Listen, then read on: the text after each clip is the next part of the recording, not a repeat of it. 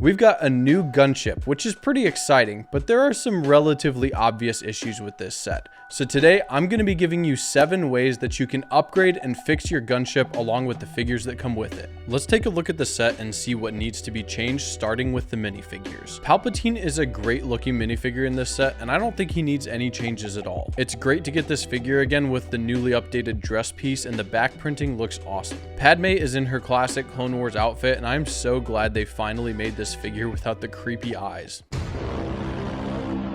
No changes here either. Moving on to the Coruscant Guard Trooper or Shock Troopers, these figures are so close to being perfect. If you don't mind them mixed with animated and realistic style clones and you're okay with the helmet holes, I'm sure you're quite happy with these. The easiest way to fix the helmet hole problem, if it's an issue for you, is to grab one of the helmets from the 2014 Shock Troopers and swap out the new helmet for the old one. I know some customs makers are going to be releasing their own versions of these helmets, so if you want a cheaper alternative, definitely check those out. The figure with the most issues in this set is Commander Fox. I feel like this figure had a lot of potential, and it's sad to see that they got so close to getting it right.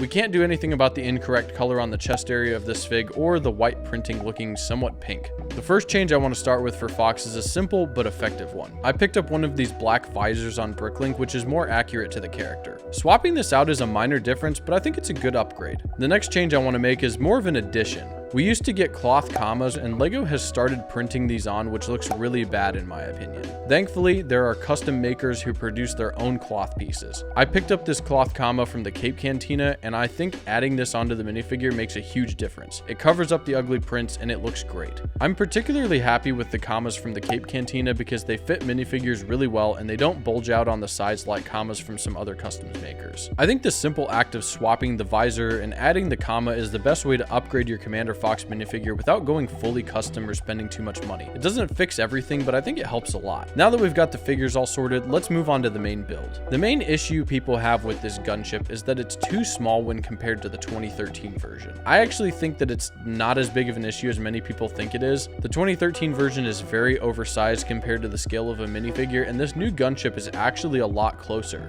Comparing this gunship to the minifigure scale version from M5 builds, you can see that there are some differences for sure, but the scale is relatively close even though the Coruscant Guard version is a bit smaller. Now that we've got that issue out of the way, I want to address the issue that bothers me the most with this new gunship. I really dislike the way these stud shooters look on the wings. Past gunships have had bubble turrets on the wing, and in universe, this gunship is supposed to have them as well. You can make a simple modification using these parts. I'll put a list in the description with the elements you need to make this happen in case you want to order them from Bricklink. Looking at reference images, this section should be white instead of gray, so I'm going to be making that change as well, but you can feel free to take or leave this suggestion, of course. Start by removing the stud shooters and slopes on the top of the wing, but keep the 4x4 round plate in place. You can leave this exactly where it is if you want, but I think it'd look better moved forward by one stud, so I'm going to be removing this plate along with the ones underneath it. Add your white tiles in this pattern. Place your 4x4 round plate on top, then your 2x2 round plate,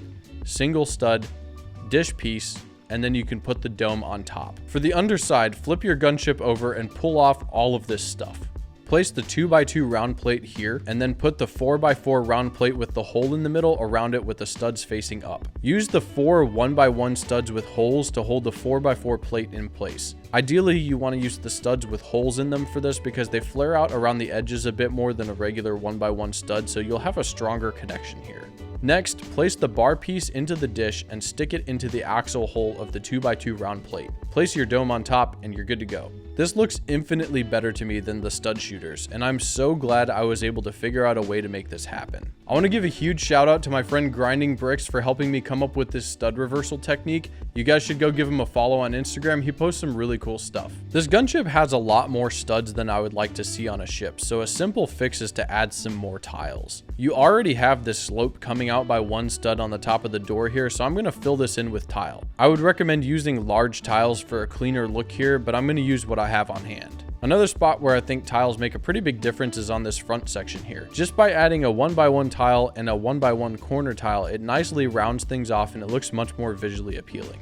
The next simple yet effective fix for this set isn't one you might think of initially, but if you ever want to put this ship on a stand or take a look at the underside, you'll notice that there are a bunch of gaps between these slopes. This can be easily fixed with some inverted slopes to fill in the gaps. A very straightforward and easy fix, which may not be necessary if you don't care about it, but I think it makes a difference. Another addition that this gunship needs is some missiles. I built missiles using some cones, bars, and round bricks. I attached them to the gunship using a 2x2 black plate and some 1x2 jumper plates to get everything centered. The last thing most of you will probably want to do is modify your doors. This gunship should have 2 doors on each side, but instead LEGO made this with a single door, and that just doesn't look as good. I don't have a solution for this, but I saw a video by BlaiseTM which showed a great way to make this modification to your set, so instead of stealing the idea, I'm just going to leave a link in the description of the video if you want to check it out.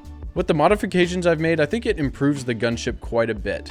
It's not perfect by any means, but I like the look of it much more now. Let me know in the comments section down below what modifications you're planning on making to your gunship. And please leave a like and subscribe if this video helped you out. Otherwise, thank you so much for watching, and I hope you have a good one.